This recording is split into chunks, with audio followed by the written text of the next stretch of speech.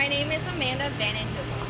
This video project is for Professor DeNova's Summer 2020 Physics 1025 online class. This video will demonstrate the physics concept of momentum with the drop ball demonstration. So momentum in short, momentum can be defined as mass in motion. All objects have mass. So if an object is moving, then it has momentum. It has its mass in motion. Momentum depends on the variables mass and velocity. The physics explained behind the ball being dropped. When a dropped ball collides with the ground, its kinetic energy is transformed into potential energy as the ball compresses.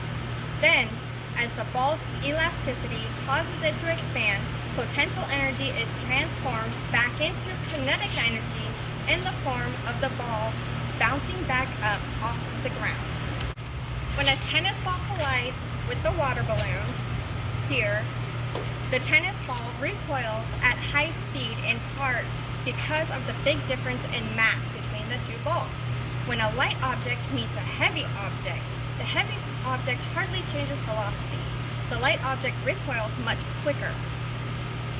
The water balloon is not stationary when it meets the tennis ball. It's moving upward with about the same speed that the tennis ball is moving down. To understand this statement, imagine that there is a small gap between the tennis ball and the water balloon when they are dropped.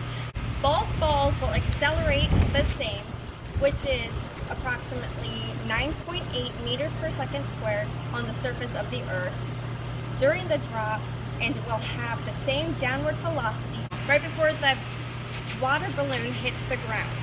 As soon as the water balloon hits the ground, it will reverse direction, since the ground has a lot more inertia than the water balloon, and head back up with almost the same speed it had right before the collision with the ground.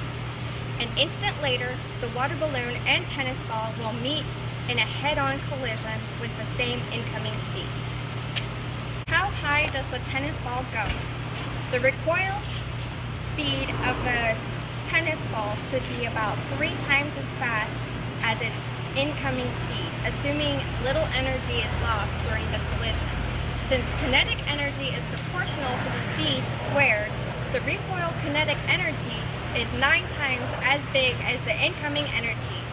As the tennis ball travels upward, kinetic energy is transformed into gravitational potential energy, and the ball slows down. Since gravitational potential energy is proportional to height, the maximum height of the tennis ball should be about 9 times the height from which it is originally dropped. I'm going to be doing the experiment with the water balloon and the tennis ball, and also the yoga ball and the volleyball. First, we're going to do the water balloon and the tennis ball. So here you must drop them at the same time on top of